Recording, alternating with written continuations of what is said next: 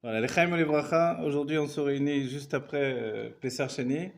C'est-à-dire qu'on se donne toujours une seconde chance dans tout ce qu'on fait dans la vie, que ce soit dans le couple, dans la parnassa, dans l'amitié, dans les projets, dans la Vodat Hashem, le service de Dieu. Il faut avancer, ok? Chacun doit avancer. On a tous des épreuves dans notre vie, on a tous des blocages, on a tous des situations difficiles ou dramatiques, d'accord? Certains c'est dramatique, mais Dieu nous donne une deuxième chance, second chance on dit. Cette deuxième chance, il faut la saisir, il faut se recommencer et se dire que ça fait des années que je tape à la porte de la richesse, de la parnassa, de la géoula, de la santé, il y en a qui disent j'arrive pas à me marier. À un moment, la porte s'ouvre. Celui qui croit que la porte va plus s'ouvrir, alors il arrête de taper. Mais c'est pas comme ça que ça fonctionne. C'est-à-dire que, je vais vous donner un exemple pratique. Si je prends un chéquier, je prends mon chèque, je mets un zéro. Ça vaut rien du tout. Je mets un autre zéro, ça vaut rien du tout. Ça met 10 de zéro. Il suffit que je mette un seul 1 devant. Tous les zéros qui valaient rien du tout, maintenant, ça fait une grande différence au 1 que j'ai mis devant. Vous comprenez? Et ça, c'est notre vie. En tant que juif, des fois, la même chose pour la Géoula, évidemment. On se dit, mais à quoi ça sert finalement? Tout ce travail accompli, des siècles, on continue, on est là, on y croit, etc. Terefomia de mamash, immédiatement, ça veut dire. Hein. Et alors quoi? Regardez, même Corona, la bière, ils n'ont pas abandonné. Non. Mais ils ont Hein. beaucoup perdu. Moi, je me suis rappelé, j'ai Corda, je m'appelle, mais je me suis rappelé Corona, ça aurait été mal. Et ils ont pas, ils auraient pu couler complètement. Ils ont tenu le coup, c'est une bonne bière. Voilà. Vaut mieux cette Corona que l'autre. Et les deux, ça veut dire la couronne. Et la couronne, c'est le dévoilement du Keter. Pas mal. Quand le Keter se dévoile, le Keter, vous savez, c'est comme on dit en hébreu, comment ça va aujourd'hui? À la panim. Vous connaissez ça, les Israéliens? Ça veut dire quoi, la panim? Ça veut dire, a priori, je suis complètement déboussolé, quoi. Mais à la panim, pour nous, dans la chassidut, il y a panim, c'est Chabad, c'est l'intellect, c'est tout ce que je comprends. Et à la panim, c'est au-dessus, c'est le Keter.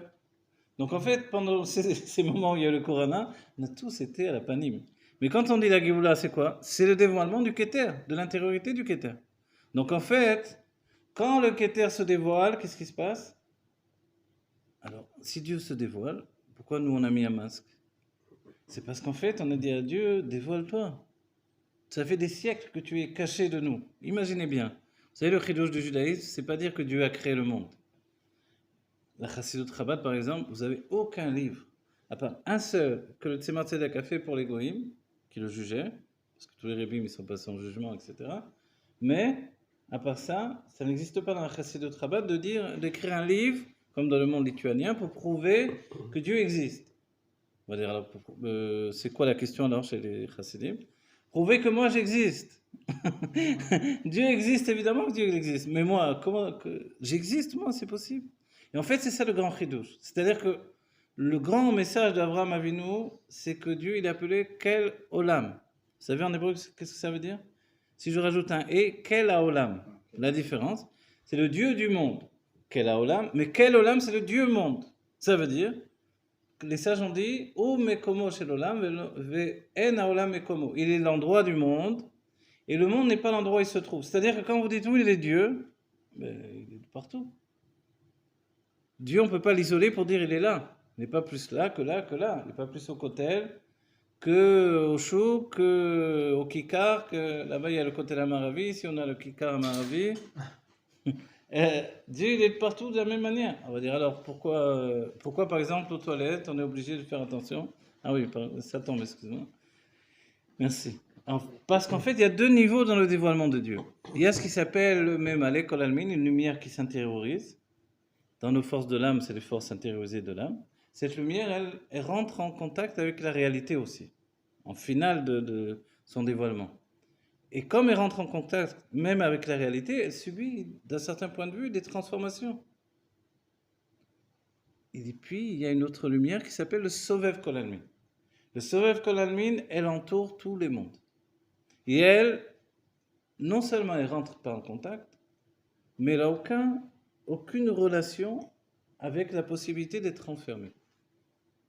Alors, vous savez, quand on pose la question, quand le Rav Mordechai Eliyahu, par exemple, est parti chez le Rabbi, Ils ont eu, entre autres choses, on le voit dans les sikhot, qu'ils ont eu ensemble, les discussions. La discussion, est-ce que quand on va aux toilettes, a dit le Rav Mordechai Eliyahu, on a quand même la mitzvah de ne pas penser à Dieu. Le Rabbi a dit non, il n'y a aucune mitzvah, on ne doit rien penser à rien.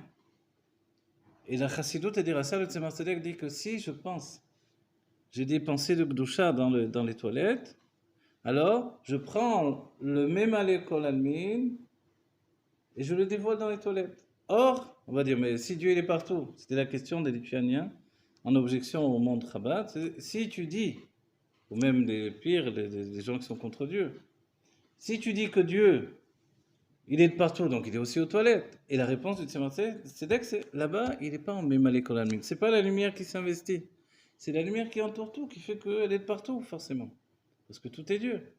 Mais là-bas, elle n'est pas intériorisée. Notre travail, c'est surtout pas de l'intérioriser. Vous voyez? Donc ça veut dire, maintenant, je vais dire, bon, ok, au-delà de l'idée, là, qu'est-ce qu'il y a? Il y avait une fois, j'avais lu une histoire dans la Chassidoute de Pologne. Il y avait un Rav qui était tout le temps en train de rechercher des chidushim dans sa tête, il n'arrêtait pas. Vous savez, la tête, ça fonctionne comme ça, il faut l'arrêter, quoi. Si on parle de continu, entre parenthèses, aux toilettes, il faut apporter des livres ou quelque chose, ou le portable, j'en sais rien. C'est le moment de mettre des smalis à tous ceux qui font des... j'en sais rien, quoi. Oui, le Rabbi Morash a étudié les mathématiques, parce qu'il faut bloquer. Rabbi, il apprenait pas les langues comme ça, je crois. Oui, ça se peut. Oui, parce que les sages ont dit, on étudiera les sagesses étrangères quand ce sera ni le jour ni la nuit. On va dire ni le jour ni la nuit, ok, et quand là? Parce que la Torah doit étudier jour et nuit. Donc ni le jour ni la nuit. Alors on dit c'est quand ni le jour ni la nuit? Aux toilettes. et en fait c'est comme ça. Si quelqu'un passe un roman, ok, un roman, si je lis des romans déjà, mais je vais le mettre aux toilettes. Vous voyez? Ok. Pourquoi? Parce que c'est ni le jour ni la nuit, sinon j'ai pas le temps. Vous comprenez? Et voilà, en fait, le juif, quand il... Et vous savez, quand on est habitué, on a des réflexes que l'on a pris dans la Chassidut Chabad, c'est que quand on marche, quand on a l'esprit vide, le Tanya nous dit, il rentre tout de suite. Abor, rek, en bomaim, le puits est vide, il n'y a pas d'eau. Et le Rachid dit, mais pourquoi la Torah dit le puits est vide, il n'y a pas d'eau? C'est un danger. Forcément, dans l'histoire de Yosef Hatzadik, qui l'ont jeté dans un puits. S'il est vide, forcément, il n'y a pas d'eau. Et non, c'est pour nous dire qu'il y a le Rachid dit, des nachashim, voilà, il y a des serpents, il y a des scorpions, de la vermine, quoi. Et de là, la Chassidoute, elle nous dit, tu as compris? Tu as compris? Si ta tête, elle est vide, il va y avoir tout de suite des mauvaises pensées. Donc, qu'est-ce que tu dois faire? Quand tu marches dans la rue, quand tu fais ci, quand tu fais là, tu fais rien, vite, remplis ta tête. Donc, quand vous êtes trouvé mal dans les toilettes, vous n'avez rien à lire, vous êtes, tac, les psukim, les inyanim qui rentrent dans la tête, il faut vite sortir, trouver quelque chose, n'importe quoi, pour s'occuper de l'esprit. Voilà. Maintenant qu'on a dit ça, le but pour nous, c'est de savoir que la pensée elle est tellement importante. Et le Rabbi Rayatz, il dira dans l'Écouté d'Iborim, quand je pense Tov à un autre juif, c'est une action concrète. Et il le prouve, il dit, et je vous prouve même que l'action elle a une répercussion sur la réalité. C'est que quand je regarde quelqu'un de dos, avec insistance, il va se retourner parce qu'il va sentir que je regarde. On va dire, mais comment c'est possible? Parce que je ne l'ai pas touché. Je ne vais pas tirer des bouts de papier ou des boulettes de... Comme une personne qui dort, elle sent qu'on la regarde. Ah, voilà, exactement. Et alors, on voit par là que la pensée, elle peut être une action concrète, en fait. Et le Rabbi Racha, par exemple, il ne s'endormait jamais la nuit. Il ne dormait pas très tôt, mais le peu qu'il dormait, il ne s'endormait jamais la nuit avant d'avoir fait un survol pour voir s'il pouvait faire du bien, avoir encore une bonne pensée pour un chassid. Vous voyez? Voilà. Aujourd'hui, ça veut dire le Rabbi, une bonne pensée pour chaque juif dans le monde. Et quand il y a un juif en Italie ou en Russie qui pleure, qui dit Dieu, envoie-moi une preuve, sinon je laisse tout tomber, le Rabbi, vite, il envoie un chalier là-bas. Et oui, il y a des tas d'histoires comme ça.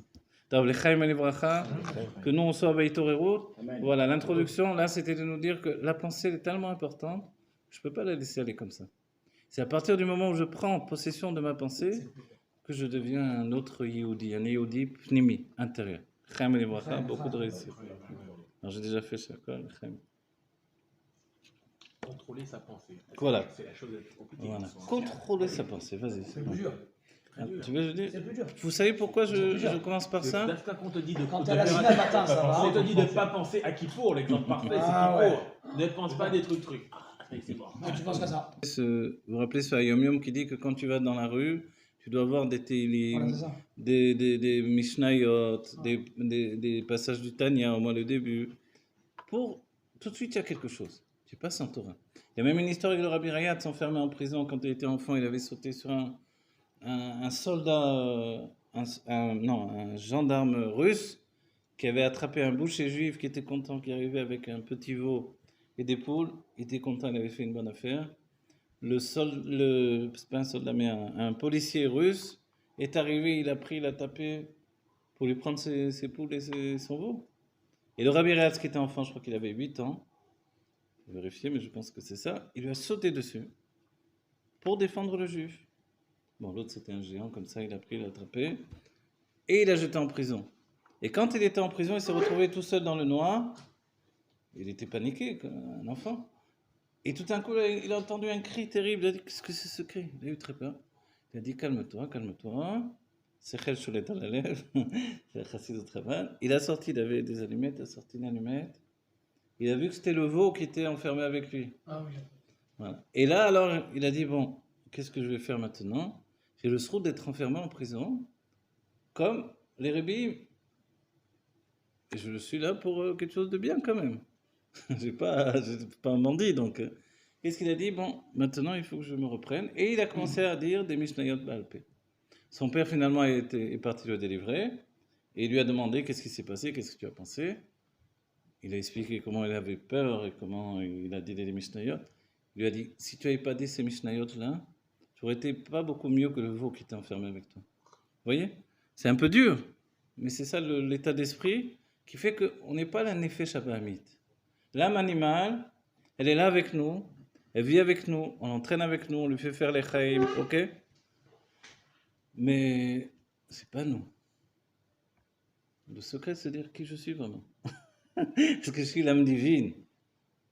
Est-ce que je suis l'âme animale? Est-ce que je suis où je suis là-dedans? Vous voyez? Très souvent, on se dit, mais je suis la pensée qui est en moi. Non, c'est ma pensée qui fait ce que je suis. Mais en même temps, on se rend compte que la pensée, elle ne s'arrête jamais. Par exemple, je m'endors en pensant. Je me réveille en pensant. Donc, on a l'impression, cette pensée, l'impression, l'avdil, on peut mourir en pensant aussi, quoi. Alors, on va dire, comment je l'arrête?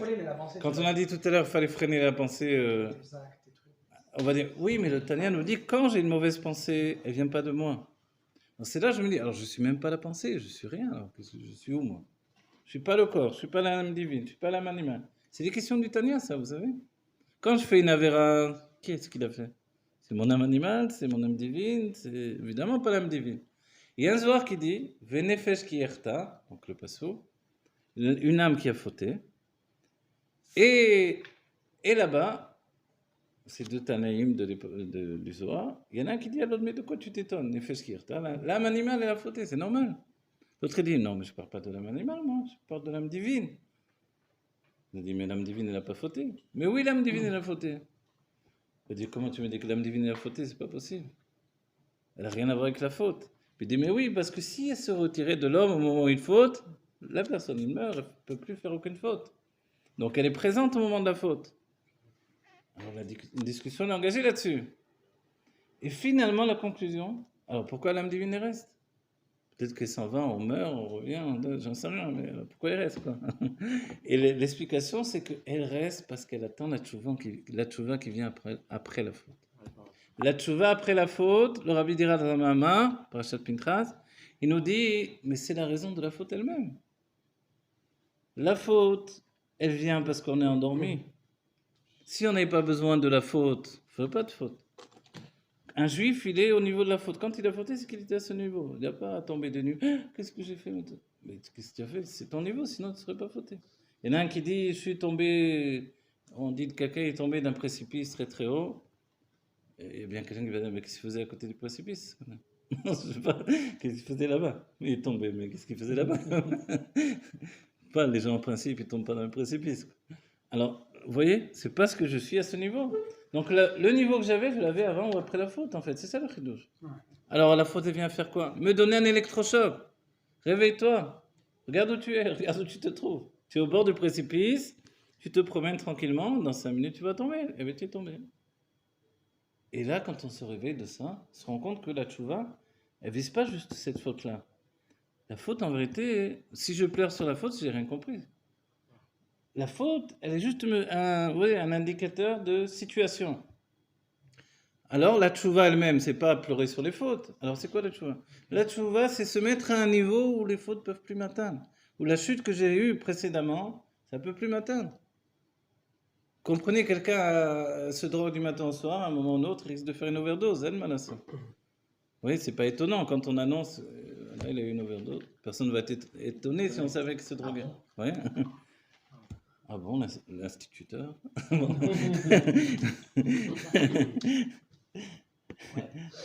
Alors, Comme on voit les choses. en fait, il y a d'autres overdoses et d'autres drogues. C'est-à-dire, il peut y avoir quelqu'un de très très gentil, merveilleux, mais dans sa tête, c'est les films X, quoi, qui se passent dans sa tête. Personne n'est au courant. C'est le secret des secrets. Personne ne le sait. On rencontre une femme dans la rue, tac, il continue dans sa tête. Comprenez? Ok. Hein? Donc ça peut atteindre tous les hommes. On n'en parle pas, mais nous, on est en suremploi. C'est le problème de tous les hommes. Ah, voilà. La pensée, la Ah. parole encore. Il n'y en a tu peux pas encore un, un il y petit en peu a pas un qui est contrôler. au-dessus de ça. Ah, La voilà. parole, tu peux la Alors contrôler, les comment actes, tu peux encore les contrôler. Comment? Ah voilà. Et c'est ce qu'on a dit dans le cours précédent, L'argent et les ce femmes. qu'il faut. L'argent, les femmes. Ce qu'il faut. Mais on a rajouté. Vous vous rappelez, dans le Tania, il dit, il y a un Benoni, attends, je rajoute ça. Il y a un Benoni qui n'a pas d'attrait pour les femmes, qui n'a pas d'attrait pour la nourriture, qui n'a pas d'attrait pour, je sais pas ce que vous voulez, n'importe quoi, le jeu. Ils s'en fichent, il est froid. On peut même trouver des noms-juifs comme ça, froid, bonhomme froid, voilà.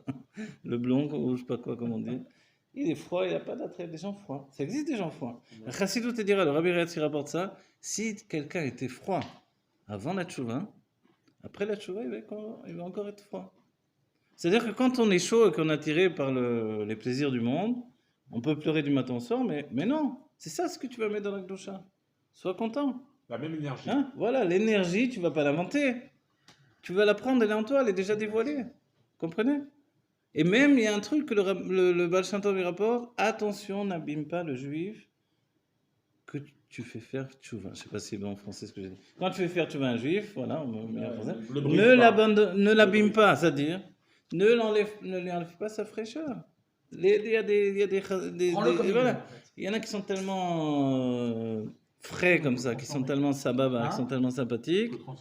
Tu le fais faire tchouva et il devient comme ça, tout misken comme ça. Non. C'est ça. Et dans ce cas, cette chouva-là, elle n'est pas Voilà. appréciée. Cette tchouva-là, Elle est pas mais appréciée. lui-même, à un moment, il va avoir une révolte, il va tout envoyer Exactement, promener. tiens. Quand tu vois quelqu'un qui faisait Khaïda, qui était sympathique, et tout d'un coup, tu le vois, il est éteint parce que toi, il ne veut plus parler Ah, avec voilà. toi, il ne veut plus machin, tu ne veux Zéro. plus parler avec lui. Zéro. Ah, tu dis, ah, mon frère, tu me donnes- Non, il déjà, va pas tu me donnes pas envie de faire chouva.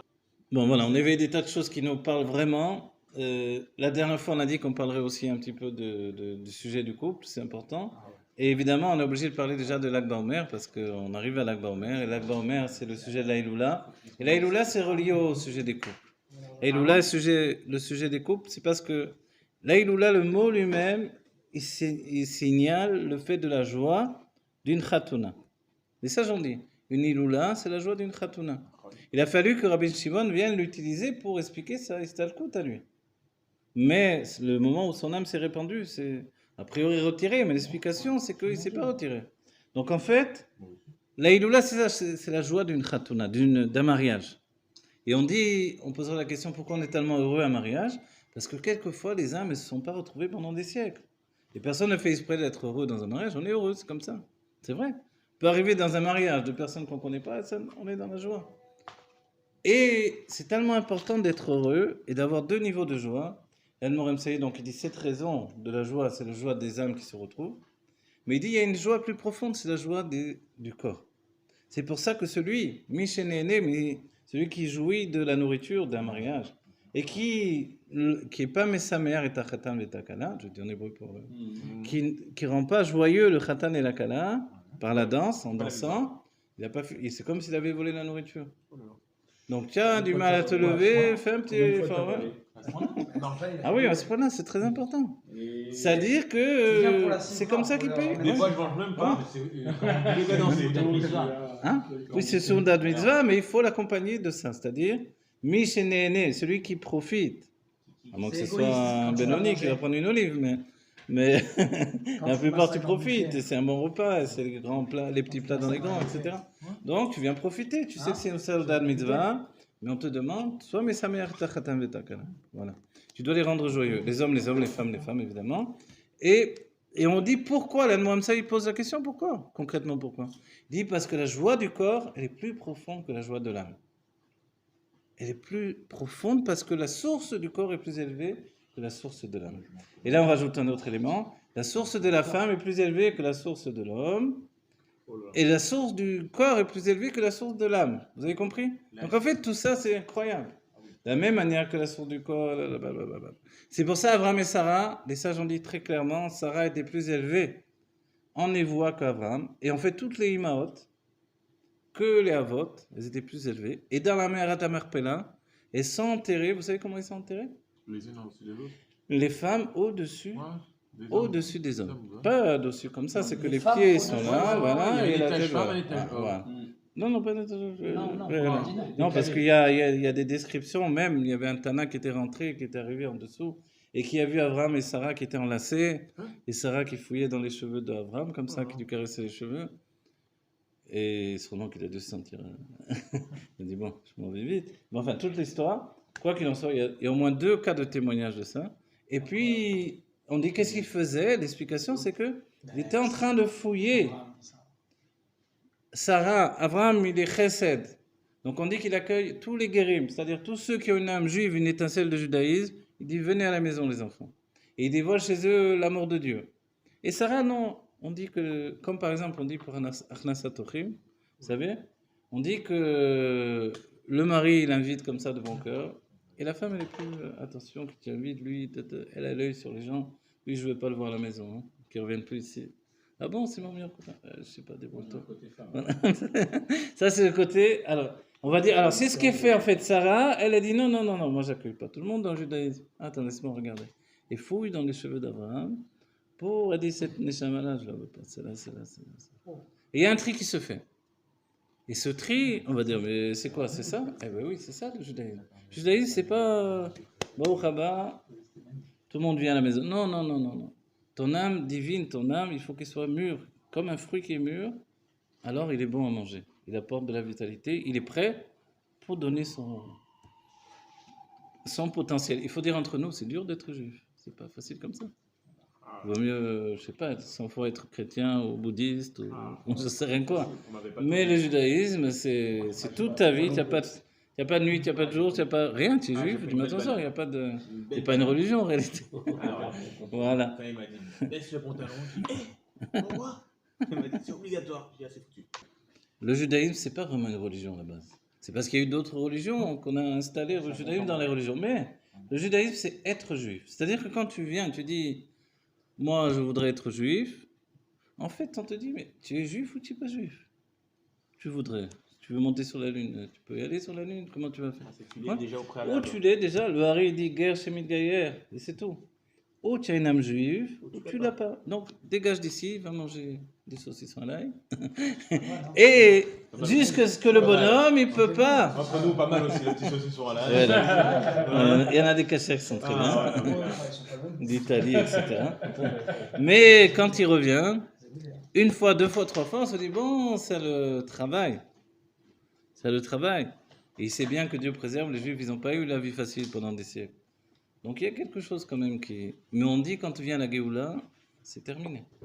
Celui qui a dévoilé son judaïsme, il a dévoilé. Celui qui n'a pas dévoilé, voilà. Mais le Mashiach va dire à chacun ce qu'il est. Toi tu es Lévi, toi tu es Cohen, toi tu es... Ah tu savais pas que tu étais juif, tu es Cohen en fait. Ah bon, je sais pas. etc. Chacun il va voir. Quand on dit le chauffard qui va sonner, le chauffard il va sonner aussi bifnim, en nous. C'est pas juste un côté comme ça, on entend un grand son comme la sirène quand il y a des bombes qui tombent, qui te perdent. Voilà. Les chaim et les bracha, que chacun soit heureux. Voilà, que d'abord tous les goïms soient heureux d'être ce qu'ils sont, du moment que c'est des hommes de bien, c'est le plus important.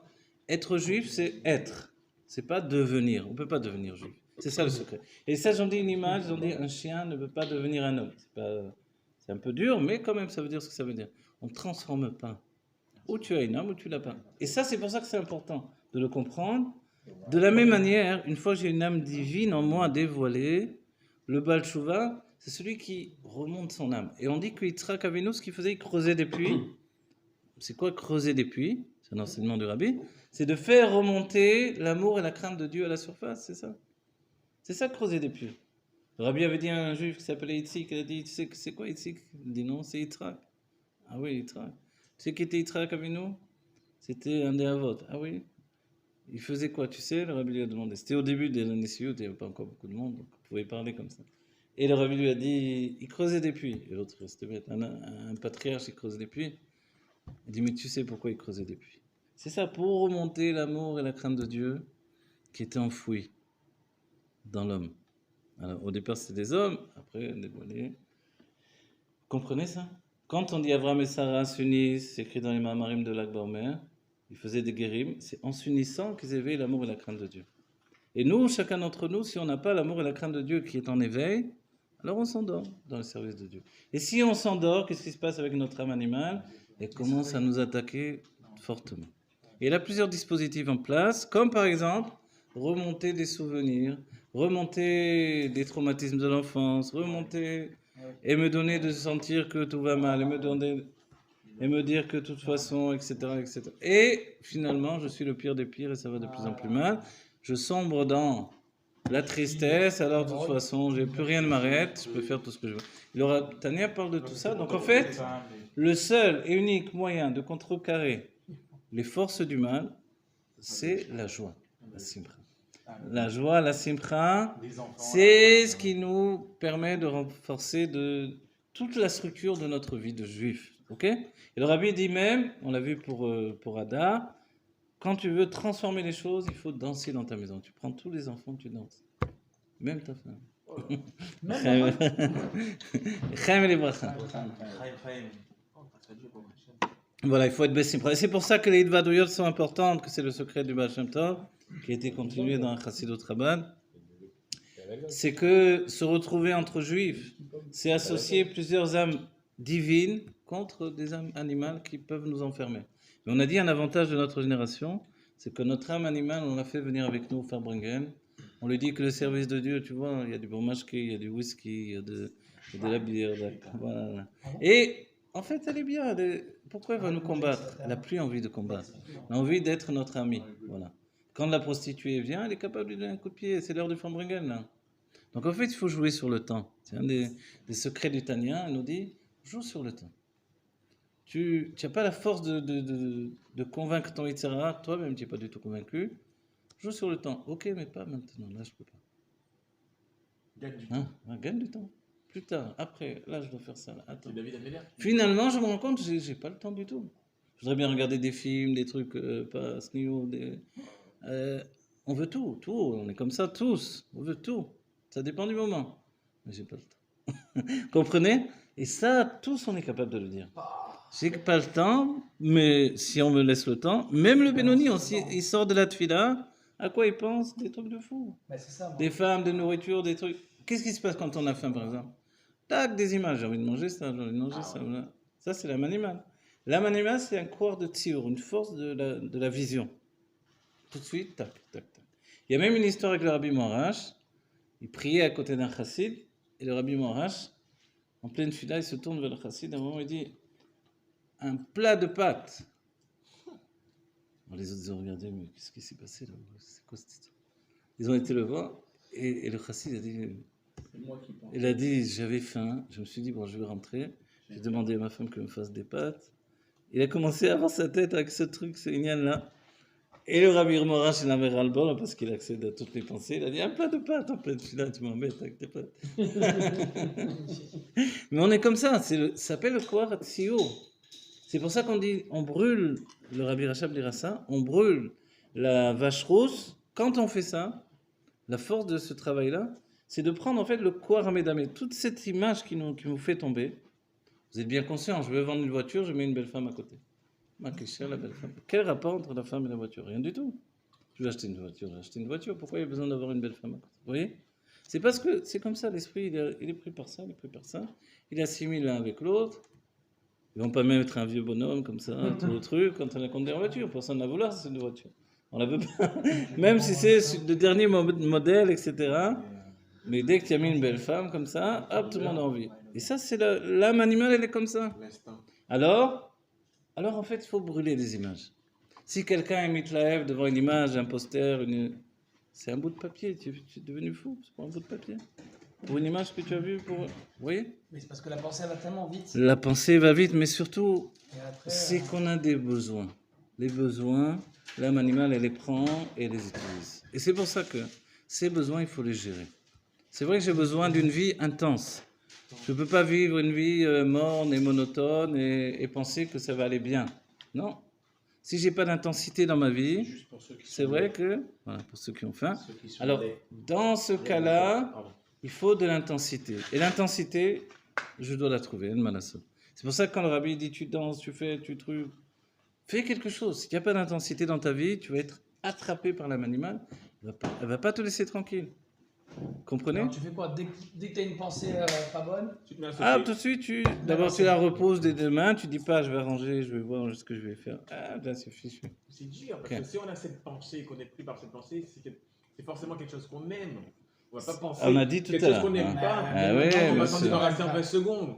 On va te raconter une histoire rasera où tu vas voir un truc rasera, tu vas Bien sûr, je sais, Donc, bien t'es sûr, forcément bien pris par sûr, quelque bien chose sûr. qui On a dit t'attaque, tout à l'heure le Benoni, c'est quelqu'un qu'il faut même pas en penser. ouais, Il sort de sa tefila, il est attaqué par les mauvaises pensées. Et lui aussi, c'est des choses qu'il aime. En fait, le Benoni, s'il mange un bout de pain dur ou mouillé dans de l'eau tous les jours, en vérité, il aimerait bien un bon steak, il aimerait bien, je sais pas quoi, une pizza, tout ce qu'on veut, quoi. Pas ce qu'il mange là. Donc ça veut dire qu'en fait, il a un baltava de fou. Mais il travaille tellement sur lui qu'il s'est... Alors nous, il s'est enchaîné, mais nous, on ne peut plus vivre comme ça. Il faut dire la vérité. Le Benoni, personne ne veut être un Benoni comme ça, de cette manière-là. Alors le Rabbi a dit, Ve'amer kolam tzadikim aujourd'hui. Il nous a vus tous sur les tous des tzadikim. Mais à notre manière. Peut-être pas le tzadik du Tania. Mais quand l'un d'entre nous a pris sur lui quelque chose, par exemple le kashrut, on tient à kashrut. Tarata mishpacha, on tient tarata mishpacha. Des trucs, on tient le coup. On va dire, mais pourquoi tu tiens et d'autres trucs, tu es plus faible? Eh bien, le rabbi dit, écoute, c'est pas bien, c'est pas grave, pardon, renforce-toi dans ce lien-là. Et a fait Hachem, Machava, Tova, Metzafa, Lidemaase, le fait que tu veuilles en fait tout faire, Dieu le prend en compte. Mais quand une mitzvah, j'arrive à la tenir, elle se place devant Dieu comme un mérite. Et petit à petit, c'est comme si on morcelait le fait d'être tzaddik. Petit à petit, une chose, deux choses, trois choses. Et vous avez vu que le rabbi, quelquefois, donnait une mitzvah par an à un juif. Non, il y a eu des histoires. Les chassidim, les tminim arrivent, ils tapent à une porte, ils voient une mezouza, ils tapent à une porte. Un juif ouvre, ils lui disent tu veux mettre les tefilines ou le loulav. Et lui c'est j'ai fait aujourd'hui, c'est la mitzvah que le rabbi m'a donnée cette année. On dit, ah oui, et le rabbi tous les ans il me donne une mitzvah. Et une personne a besoin d'une mitzvah par an. L'autre, il faut qu'il prenne tout d'un coup. Ça dépend des personnes. C'est vrai. chacun son niveau. Chacun sa manière en fait. manière Voilà. de faire. C'est même pas des niveaux parce que le tout c'est de tenir le coup. sûr. C'est bien, vas-y, tu prends tout, et etc. Tu prends tout formidable, là, tu as tout jeté, la barbe, le truc. Ouais. Un matin, tu te vois dans la glace, tu te dis, c'est ça ce que je suis devenu, je supporte pas ce type. C'est toi. Oui. Parce qu'après, ce qui est drôle, moi je m'imagine pas avec ma barbe et tout quand je parle. Alors voilà, j'ai la vidéo, je me vois, mais de dedans, de l'intérieur, on se voit pas comme ça. Vous voyez? Vous comprenez? Et la barbe, ça pose tout seul. Le chapeau, ok, on achète les lunettes, ça va. Bientôt, il va pouvoir couper. Alors, vous avez compris? Et ce truc-là, c'est que... Alors, si on parle de la barbe, quand même, c'est kadosh, la barbe. Hein. La barbe, c'est le moyen d'aller au bout de notre inconscient, vous savez? Ça, c'est important. Quelqu'un ne peut pas, sans la barbe, aller au bout de son inconscient. Dedans, dans la barbe, elle a plus. Sache que la barbe, elle a plus de dinim. C'est pour ça, peut-être, que tu arrives pas. Elle a plus de dinim que les cheveux. Les dinim, ça veut dire les mesures de rigueur. Plus encore. C'est pour ça, regardez la moustache comme elle est dure. On dirait du crâne de... Je sais C'est pas vrai, quoi. c'est dur. On dirait les pinceaux là qu'on achète pour les peintures en bâtiment. On va dire comment ça se fait que ça pique. Et a priori les femmes elles n'aiment pas quand ça pique. Hein. Mais alors on va dire mais pourquoi on garde la barbe? Les Yud Gimel Midot Rachamim, les 13 mesures de miséricorde et s'habillent dans la barbe. Sinon la barbe serait pire que les cheveux. Et les cheveux chez un homme on dit on a parlé la dernière fois c'est le résidu de l'intellect. Des fois on est fatigué tout ça on ne sait pas d'où ça vient. Coupe un peu les cheveux, ça va te faire du bien. Ça donne du renouveau. C'est Oui, la force. c'est bien. Donc les cheveux, c'est bien. Les coins des cheveux, c'est une mitzvah de les garder. Parce qu'à partir de là, d'Afka, on rentre dans tous les tikkunim de la barbe, en fait. Bon. Vous savez, quand on voit... Vous avez vu pourquoi elle est plus haute? Vous avez déjà cherché à savoir. Hein. Vous avez ceux qui ont les péotes, les roulent. On dit pourquoi? Parce que si les cheveux... oui, mais des bigoudis, bien sûr, mais des bigoudis. Ça, C'est pas- Ouais. ça- Ouais, c'est vrai. Et c'est pas naturel, les cheveux comme ça. Personne n'a des cheveux comme ça. Avec des papillotes naturellement. Il met des bigoudis depuis qu'ils sont enfants et après, il les roule tout le temps. Voilà. En fait, donc, mais pourquoi on les roule? Pourquoi ils veulent les rouler a priori? Pour la beauté, c'est tout? On va dire non. C'est pas bien. C'est pour la beauté, comme une femme. En fait, le secret, c'est que les cheveux, il y a des dynimes, il y a des mesures de rigueur très fortes. Donc, chez l'homme, il vaut mieux les enlever le maximum, ok? Comme ça font les chassidim, les kabbalistes, etc. Mais quand vous laissez les péotes tomber sur la barbe, ça vient annuler les miséricordes de la barbe parce que les cheveux tombent dessus. Alors, il y en a qui mettent sous les oreilles, vous avez vu? Chez les chassidim, il y en a qui entourent les oreilles. Les mettent sous le chapeau, les chassidim de Gour. Ah oui, ils attachent comme ça. Et Chabad, les on n'a autres, pas- maintenant. on n'a pas dit Et nous, on n'en a d'avoir- pas on parce n'a pas que dit d'avoir Chabad, de période. voilà, on met pas de. Chabad, on dit, on est lié au Etsem, on cherche le Etsem. Le Etsem, c'est l'essence des choses. Tout ce qui est les anafim, tout ce qui se répand autour, on s'en occupe pas. C'est-à-dire que, voilà, le petit enfant, tant qu'il n'a pas de barbe, de toute façon, il n'y a pas de problème qu'il ait un peu de péote. Mais après, alors non, on préfère laisser, ça s'appelle des péotes quand même, là. Vous savez, une péote, c'est que vous pouvez plier le cheveu, ça suffit. On peut Encore- plier le cheveu. Ouais, si vous pouvez plier le cheveu, ça suffit, Ah, c'est d'accord. considéré que vous avez des Ouais, péotes. Ouais. c'est topique, tout ça. Toi, c'est un problème. toi. Ouais, Ça, il faut le repasser, Ah, alors. moi, c'est. Toi, il faut les repasser. Maîtrisage à Gros, les autres repas. Bon, alors, vous vous rendez compte, ce union-là? C'est-à-dire, le judaïsme, il n'y a rien qui est au hasard. Et même le chapeau qui descend comme ça. Il y avait les chapeaux ronds, les bretons, il y avait les chassidim, les chapeaux ronds aussi. Parce que la chassidoute, de manière générale, c'est les makifim. Les makifim, c'est je suis attaché au rabbi, et lui, il grandit, il étudie, il s'approfondit, et moi, je me suis attaché à lui, c'est tout. Tzadik bemunato yechiye, le tzadik vit de par sa foi, le Baal Shem Tov va dire tzadik bemunato yechaye, il vitalise de par sa foi. Il a juste changé la conjugaison. Du coup, on dit, vous savez, ce passouk, c'était Habakkuk qui a, on va dire, donné l'essentiel de la Vodat Hashem, du service de Dieu. Il a dit tzadik bemunato yechiye, le juste, il vit d'après sa foi.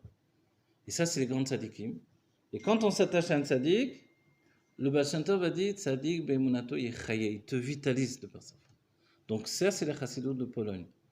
La chassidoute Chabad, l'Admor Hazaken a dit, moi, je veux pas que mes chassidim s'attachent au rabbi comme ça, comme, entre guillemets, comme une sangsue, quoi. Je veux qu'ils travaillent de leur propre force. Pas que ce soit un copier-coller du rabbi. Ceux qui le font, ils vont le faire de leur propre force. Ils vont étudier tout comme le rabbi. Ils vont tout comprendre comme le rabbi. Ils vont prier avec un effort comme le rabbi. Ils vont faire tout. Ils n'ont pas l'âme du rabbi. Chez nous aussi, le rabbi nous élève. Mais au final, ça va être son propre avoda. Et je le dis des fois, le Rav Gruner, à la période où il était mon mashpia, j'ai posé plein de questions. Une fois, il m'a dit, si les brachot d'Hachem, ils sont là comme ça devant toi, sur ta tête, le rabbi, il a prié pour pas que tu les reçoives si tu fais pas un clé. Si tu fais pas un travail personnel. Le rabbi l'a prié pour que tu le Oui, oui, oui. C'est fou, hein? C'est-à-dire que non, parce qu'après, elles vont se perdre, tout simplement. Elles rentrent facilement, mais tu les perds facilement. Vous savez, des fois, on se dit, ah, lui, quelle chance il a. Il étudie, il comprend tout. Mais tu le vois 20 ans après, catastrophe. Et l'autre, le petit, il comprenait rien, il s'est donné du mal. Rassidou dit, celui-là, ça va rentrer, ça va rester chez lui. Vous voyez? rentrer, Donc, ça ouais, rentre, ça c'est rentre, resté, c'est resté, voilà. Parce que ça peut rentrer, ça sort. On dit, vous savez, dans le Zohar et la Kabbalah, il est dit, l'oreille droite, elle est pnimi, elle intériorise les choses. L'oreille gauche, elle est makif, elle sort les choses. Si tu mets pas un bouchon, ça sort. Tout rentre, ça part. Ouah, j'ai compris, c'est super. Ouais, ouais, super. Hop, j'ai oublié. Qu'est-ce qu'il disait déjà? Bon, c'était sympa en tout cas, une bonne soirée. Voilà. Bon, voilà, alors. Bonne soirée, hein, Stéphane. Voilà, c'est pour ça qu'on peut prendre le cours du dimanche, mais on peut se dire non, allez, il faut faire un cours pour nous bouger. Et c'est ça, c'est-à-dire que nous, si on se réunit entre hommes, c'est qu'on doit avoir un plus que le petit cours comme ça, sympathique, etc. Non, il faut que ça nous parle, il faut que ça nous bouge, il faut que ça réponde à nos questions, vous voyez? Donc, c'est pour ça, c'est vrai que quand il y a quelqu'un qui peut vous donner des réponses, des enseignements, prenez. Et on dit même, vous connaissez ça, quand on dit qu'il est interdit de l'ignove, de voler, on dit qu'il y a une exception. On dit c'est quoi? Voilà, on peut voler la Torah. On peut voler la Torah, c'est-à-dire qu'un rave, il n'a pas toujours envie de te répondre du matin au soir et tout machin. Mais finalement, ils se sont obligés de te répondre. Et finalement, tu l'as pris du temps. En fait, tu l'as volé la Torah qu'il ne voulait pas te donner. Et l'Admorazaken a utilisé ça. Il a dit Maïm Gnovim avec Rabbi, avec Rabbi Avram Amalar, le fils du Maguide de Mezrich, qui lui a enseigné la chassidoute au début. Parce que l'Admorazaken venait d'un milieu lituanien, en fait. Secrètement, on lui avait caché la chassidoute. Après, il a découvert qu'il avait une racine dans la chassidoute, mais il ne savait pas au début. Et lui, il enseignait la halakha, puisqu'il a été le Rav. Tu as vu, il a écrit le Shulchan Aruch Harav. Il était le Rav de tous les chassidim du Maguide de Mezrich. C'est-à-dire 119 tzadikim, et c'était lui le Rav de tout le monde, dans la halakha. Au début, il a eu peur, le Maguide lui a dit écris un Shulchan Aruch pour réunir toutes les décisions des acharonim, des derniers décisionnaires. Il a dit moi je vais le faire. Il était jeune, il avait 22 ans. Il a dit mais j'ai peur.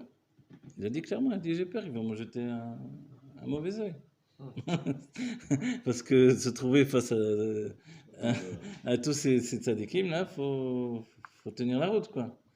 Et le Maguide il a dit ne t'inquiète pas, c'est moi qui prendrai sur moi tout ce qui. Et comme ça il est devenu le Rav de tout le monde, il a fait le Shulchan Aruch Harav. Donc il y avait déjà un Shulchan Aruch, mais pas avec les décisions des acharonim, des derniers décisionnaires. Et en plus il a ouvert le chemin même au Ben Ishraï, qui va le rapporter tout le temps dans son livre le Ben Ishraï, je ne sais pas si vous avez étudié, où il dit Rabbeinu Zalman sans arrêt, c'est l'Admorazaken. Parce qu'il lui a ouvert le lien entre la Plimiut Torah et le Niglé de Torah. C'est-à-dire la Torah dévoilée et la Torah cachée. Et c'est ça en fait le sujet. Shneor, c'est les deux lumières. Donc en fait, ça a commencé, tout ce bouleversement, il a commencé avec Rabbi Shimon Bar Yochai et il aboutit avec l'Admorazaken qui sort de prison. Et notre génération, c'est les derniers détails. Vous voyez? Et tout ça, ça nous amène à une situation où la Plimiut Torah, l'intériorité de la Torah, c'est l'intériorité de mon âme. J'en ai besoin parce que sinon je m'éteins. Et c'est pour ça que le Rabbi Shimon nous a dit, avec ce livre-là, le Zohar, vous allez aller vers la Géoula. Et le Rabbi Rachav a dit, on ira à la Géoula avec un Tanya sous le bras également. Et en chantant l'Arba Bavot. Comme ça qu'on va aller vers la Géoula. Et par le dévoilement du Zohar, sans le Zohar, il n'y aurait eu rien de tout ça, ni Chassidut, ni Ari Akadosh, ni rien du tout. Voilà, l'histoire par rapport au Rabbi, par rapport à son chapeau, de ce que je sais ou ce que j'ai lu même, il est rapporté évidemment que normalement il y a une transmission de. C'est pas un Streimel chez les Rebim, je crois que ça s'appelle un Poudik ou je sais pas, quelque chose comme ça. C'est un petit, voilà, un intermédiaire, pas le plus petit. Le Streimel c'est le plus fin en fait, comme les Breslev à la base. Et il y a les très hauts là, je ne sais plus comment ça s'appelle, et il y a un intermédiaire, ok. Bon, disons Streimel parce qu'on n'est pas spécialiste. Et normalement, chaque rabbi reçoit également le chapeau en fourrure du rabbi précédent. Et donc le rabbi est venu au moment où il a pris la Nessiout, de ce qui est rapporté, il est venu chez la rabbinite, la femme du rabbi Rayatz, qui ne voulait pas qu'il soit le rabbi de Lubavitch. Elle préférait son autre gendre, voilà. Son autre gendre, le rabbi Shmuel Gourarié, voilà. Parce qu'il était plus classique. Oui. Le rabbi, il était inconnu au bâtiment. Bon, elle le connaissait dans la maison, tout ça, mais c'était un style différent, le rabbi. Le rabbi, c'est un moderne. Il a étudié la Sorbonne, le rabbi Rayatz l'a envoyé étudier dans les... Donc c'est quelque chose de... Oui, c'est vrai. Le rabbi, on voit la photo de jeunesse, on dirait un acteur, quoi. Il ressemble un peu à Orson Welles, c'est tout ça. Ok. Et puis il était habillé en couleur, le rabbi. Hein, on voit des vidéos, le rabbi était en bleu, en crème, en blanc. C'est pas du tout habillé. Il a dit lui-même. Voilà. Donc le Borsalino, tout ça, a priori, c'était ça le look du rabbi. Et pourquoi le rabbi s'habillait comme ça? On lui a posé la question quand même. Il a dit parce que je voulais pas qu'on me prenne pour un rav. Je voulais pas qu'on vienne me poser des questions de halakha, etc. Voilà. Donc il voulait qu'on laisse tranquille en réalité. Il a donné la raison, il a dit parce que moi je suis Marash Chora. Vous connaissez ces termes-là? En français on dit la bile blanche ou la bile noire. C'est d'après Hippocrate, le serment d'Hippocrate, vous vous rappelez le Rambam le rapport, donc le grand médecin qui était à la base du serment de la médecine, qui lui disait, à l'époque on soignait sur deux principes. Il y a ceux qui ont la Marash Chora qui sont introvertis, et ceux qui ont Mara Levana, ils sont extravertis, comme ça on dit. Extraverti, ouais. Donc voilà. Et le rabbi a dit que le rabbi Rayatz, il était Mara Levana. Le rabbi Rayatz, il parle avec tout le monde, il est Yesod, quoi. Yesod, c'est la force d'influence. C'est comme ça, il a besoin de parler avec les uns et les autres. Et le rabbi, le contraire, le rabbi, il est sévère dans sa nature. Et donc, quand il était avant la Nessiout, il était très... D'ailleurs, si vous prenez Gorod Kodesh, les premières Gorod Kodesh, il vaut mieux pas faire les premières. Parce que le rabbi était très sévère. Celui qui écoutait pas son rabbi, son beau-père, etc. Mais le rabbi il était... Donc, il valait mieux prendre un peu plus tard, il sera dessus. Voilà. Et le rabbi, un truc que j'ai demandé au Rav Groner quand il était mon mashpia à cette époque-là, je lui ai dit, mais le rabbi il se roulait la barbe. Parce qu'il y en a qui me disaient, mais le rabbi, quand il était jeune, il avait la barbe courte, etc. Alors ça m'intriguait, on ne voit pas bien des fois sur les photos. J'ai dit, le rabbi se roulait la barbe ou... Il ne m'a pas répondu tout de suite, j'étais un peu insistant. Il m'a dit, le rabbi Rachab, il n'était pas content de ça. J'ai dit, pardon, mais quel rapport avec le rabbi Rachab maintenant? Puisque, a priori, de manière dévoilée, ils n'étaient pas en contact, le rabbi Rachab. Il a dit, le rabbi Rachab, quand il voyait des chassidim qui roulaient la barbe, il n'était pas content. Ok. Nous, on comprend dans notre génération que le rabbi nous a dit, c'est dur pour toi la barbe, ne la coupe pas, je t'en prie, roule là. Ok. On va dire ça, mais ça, c'est le côté très midot. Mais il y a peut-être des secrets dans le genre que le rabbi, quand il roulait la barbe, c'est qu'il avait la barbe noire. Qu'il y avait encore beaucoup de dinim chez lui, de mesures de rigueur. Et vous voyez, dès qu'il a eu la barbe blanche, il a lâché la barbe. Et ça, c'est les chassadim qui se sont répandus. Mais c'est une explication de Kabbalah, évidemment. Allez pas dire que c'est 100% vrai. Chaim le bras. Je pense que ça y est, elle est blanche. Ouais, tu peux la laisser, bon. Il a roulé là? Non, Ouais.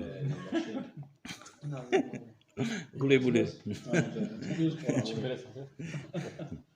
Alors voilà, c'est pour ça que si les femmes n'aiment pas trop les barbes, ça pique, tout machin, il faut d'abord leur dire que non, au début ça pique. Il y a celles la qui barbe. aiment pourtant. Une fois que ça Dans pousse, les dires, ça pique pour pas. pas que tu bouges. La moustache, par contre, ça pique, ça c'est bon. Non, la moustache, il y a Voilà, mais la moustache, il y a chez les chassidim, c'est bon. voilà, les chassidim, il y en a qui la taillent, il y en a qui la taillent pas. D'après le Hari, il faut la tailler justement, parce que c'est une mitzvah, parce qu'il ne faut pas avoir, pas manger. voilà, avoir de la nourriture sur la moustache, parce que ça peut retenir au contraire la tefila qui ne va pas monter à cause de ça. Ok?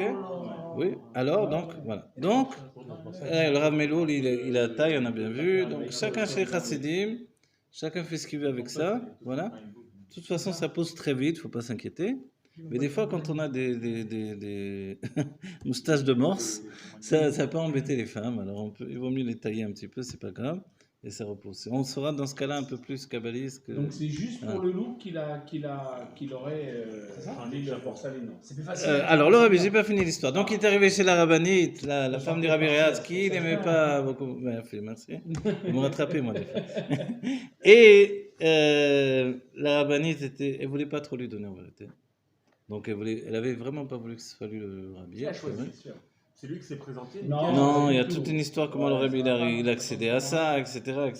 Et jusqu'à ce que finalement on lui dise... Le président qui choisissait? Non, c'est pas passé comme ça. Le rabbi, finalement, ça s'est terminé avec l'histoire d'un rêve. Non, pendant un an, le rabbi, il a refusé d'être rabbi. Il y a d'autres plus de rabbi Rachab pendant 10 ans, on dit. Hein. Donc c'est pas rien. C'est-à-dire qu'être rabbi, c'est une responsabilité, c'est pas un petit truc comme ça. Ils sont restés 10 ans dans le néant. Il était à proximité. Les questions spirituelles, on venait lui demander, etc. Quand on a dit à son frère, on lui a dit, mais... Faire quelque chose. On lui a dit, mais pourquoi à son frère il prenait pas la Nessiout? Il a dit, parce que j'ai vu que mon père, quand il descendait de la calèche, il était fatigué, il s'appuyait sur moi, physiquement. Mais jamais vu qu'il s'appuyait sur moi spirituellement. Voilà. Donc il a dit, parce qu'on a dit, mais tu réponds aux questions matérielles, etc. Oui, mais pas aux questions spirituelles. Spirituelles, allez voir mon frère, le Rabbi Rachab. Donc c'est ça le lien. Dans le Rabbi Rachab disait des mamarim, mais il ne voulait pas être rabbi. C'est pas facile, c'est un rôle. Quand on prend un rôle, on le tient. Le rabbi, on voit quand il a pris le rôle d'être rabbi, après un an. Vous savez, le rabbi, on lui a apporté des télégrammes du monde entier pour lui dire sois notre rabbi. Le rabbi jetait, il disait mais qu'est-ce que vous voulez de moi? Et il pleurait. Donc, voilà. Jusqu'à ce qu'il y ait une histoire d'un Yud Shvat. On arrive à Yud al Shvat, on connaît l'histoire. Il y a un vieux chassid qui est monté devant le rabbi qui a dit, le rabbi disait une sikha. Donc il disait des sikhas, donc des enseignements, mais pas des... Il a dit c'est très beau tout ça, mais nous on veut un mamar. Et à ce moment-là, le rabbi il a pleuré. Et après, à 11h, c'était le Yud Alev de 11h. Donc Yud Alev lui-même, il est né Yud Alev, Nissan. Alors il a commencé à dire le Mahamar Bati Legani. Et Bati Legani, c'est le Mahamar de passation entre le Rabbi Rayatz et le Rabbi. Bati Legani, qu'est-ce qui vient Les Gani, vous savez, le Gan, c'est la Malchut. La Malchut, c'est le Rabbi. Et qu'est-ce qui vient dans le Gan? En fait, c'est le Yesod. Le Yesod, c'est le Rabbi précédent. C'est-à-dire la force d'influence est venue. Donc il dit très clairement Bati Legani, Achotikala. Mais on étudiera plus pour comprendre tout ça. Mais alors, quand il arrive devant la rabbinite, finalement, il voit qu'elle ne veut pas lui donner. Le rabbi se rapproche, il prend le streimel, on dit qu'il a fait rouler comme ça. Et puis il a posé, il a pris son chapeau, il a soulevé, puis il a remis sur la tête, il a fait comme ça, et il est reparti. Et grâce à Dieu, sinon au Shabbat, on aurait mis des streimels. Mais alors, l'explication, justement, il y a une explication, parce qu'on a commencé avec ça. Pourquoi on n'a pas le chapeau en l'air? Même quand on était en Russie, qu'on n'avait pas encore des Borsalino, parce que c'est l'Amérique qui a familiarisé la chose. Voilà, ou les Italiens, etc., l'Europe, mais en tout cas, ça venait d'Amérique. Il y avait des casquettes. Vous savez, les chassidim russes avaient des casquettes. Voilà. Et même. Voilà. Les fils des amours, ils mettent ces casquettes. Voilà. Les casquettes, c'est un peu comme les casquettes des Bretons. Là. Ouais, noir là. Voilà, noir. Il y en a plein, Et alors, des gosses. Kangourou. Voilà. Les casquettes, c'est que ceux qui nous entourent, c'est les makifim, c'est-à-dire les forces inconscientes. Quand on fait ça, c'est qu'on va les rentrer dans l'intellect. Et c'est toute la chassidut Rabbah. Tu vas pas laisser les forces inconscientes, c'est-à-dire tu comprends rien, mais tu es attaché au rabbi. Et ça va, c'est pas la chassidut Rabbah, ça. Tu vas faire de ton mieux pour comprendre ce qui se passe. Vous voyez? C'est pour ça, quand je viens, j'essaie de vous dire des trucs que moi, j'ai cherché comme info aussi, pour comprendre. Parce que c'est la chassidut Rabbah. Si tu t'assois, tu dis, bon, c'est comme ça, tout le monde... c'est tout. Et le Tani, elle est venue te dévoiler pour rien. Ils sont rentrés en prison, le Rébim, pour que toi, tu fais des pique-niques tous les jours. J'avais un ami, il adorait dire ça. Achaim, zélo pique-nique à donner. La vie, c'est pas des pique-niques. En Israël, on doit faire l'âge. Oui, d'accord, mais il faut chercher. Il faut se soucier. Avant, les tzadikim pleuraient, jeûnaient, etc. Non, c'est plus notre époque, ok? Ça ne veut pas dire que je ne vais pas réfléchir. Quand quelqu'un a un souci d'argent, il va réfléchir. J'ai pas d'argent pour payer mon loyer, comment je fais? Je réfléchis. La meilleure chose, c'est de s'en remettre à Dieu, mais on travaille, on fait des choses. Et en faisant des choses, on fait des kélim. Dans le kéli, la lumière va rentrer. La même chose, dans tout le Inyan, c'est de faire rentrer les forces divines dans la réalité. Il faut rentrer dans la réalité. On est un mystique peut-être, mais on est un mystique qui est dans la réalité. Et ça, c'est merveilleux. Vous voyez? C'est merveilleux parce que ça nous ressemble et ça fait de nous un homme différent. Donc on fait tous les grands enseignements de la Kabbalah, on va étudier encore plus même, on va s'avancer plus encore vers l'intimité de Dieu, mais il faut rentrer tout ça dans notre vie. L'chaim u'livracha. L'chaim u'livracha. On a dit qu'on parlerait également du sujet qui nous occupe, préoccupe, l'homme, c'est le sujet des femmes. Les femmes parlent des hommes, les hommes parlent des femmes forcément. Les absents ont toujours tort. On se réunit également pour parler de tout ce qui nous tracasse au quotidien, tout ce qui nous prend, tout ce qui nous fait vivre. Tout à l'heure on a dit, selon la chassidut et la Kabbalah, en réalité, la source de la femme est plus élevée que la source de l'homme. Et je vais vous donner un enseignement, c'est en relation également avec l'Akba Omer, etc. Puisque l'Akba Omer, c'est la joie d'une khatouna. Vous voyez, cette joie, c'est quelque chose de phénoménal. Mais ça ne veut pas dire que ce n'est pas un travail. Et là, on va définir. Nous avons une âme du côté droit, la femme a une âme du côté gauche. Et c'est complètement différent. Le côté droit, ce n'est pas une nature de travail, c'est une nature de repos. Ça descend comme l'eau du haut vers le bas. Le côté gauche, c'est une nature de feu qui monte du bas vers le haut. Et entre nous, même si l'homme, il s'emporte, etc., quand il voit la femme qui est vraiment sérieuse et qui est prise comme ça, alors ça le... Il redescend. Et on donne un truc, vous savez, sur un enseignement, quand on dit Avram Avinu, Dieu lui a dit Kol ma shetomar lecha Sarah, shma bekola. Tout ce que te dira Sarah, écoute sa voix. Coupé, ça. Voilà. Non, non, alors attends, on va l'expliquer. On va dire ok, mais alors pourquoi d'abord? Alors on dit que Ezeu isha kshera osa et ratson baala. Quelle est la femme kshera? Quelle est la femme qui est, comment on dit en français, vertueuse? C'est celle qui fait la volonté Voilà, de son celle mari. qui fait la volonté de son mari. Il y a plusieurs explications. Première explication, Tu arrives, comme l'autre qui voulait des pâtes pendant la prière. Tu arrives, tu as envie ce soir de manger une omelette aux champignons, je sais pas. Tu dis, champignons hallucinogènes, évidemment. Tu dis à ta femme, non, je vais manger une omelette aux champignons. Elle te fait une omelette aux champignons. Elle fait extraordinaire. C'est merveilleux. Ok? Alors, ça, c'est Aosa et Ratson Bala. C'est merveilleux. Ok? On va dire, mais c'est ça la vie quand même, c'est tout. C'est le. C'est une omelette de Non, champignons. voilà, nous sommes une omelette de champignons. Alors, finalement, il y a une autre explication des sages qui nous dit que. L'Almorazaken va expliquer tout ça. Il nous dit qu'en réalité, Aosa et Ratson Bala, si l'homme il n'avait pas de Ratson, c'est-à-dire, il y a des hommes qui se sont mariés, ils ne savaient pas ce qu'ils voulaient dans la vie.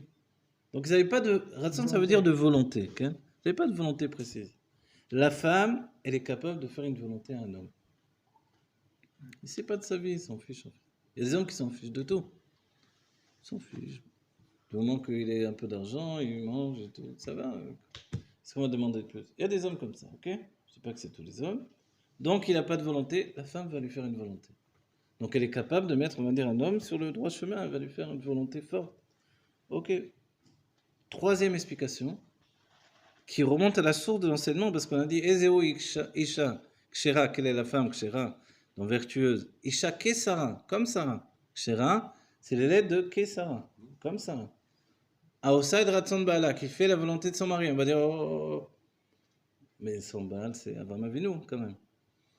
Donc on va pas me dire qu'Avram, il n'a pas de volonté, puisque Avram, c'est Avram, quoi, le premier des croyants, on dit.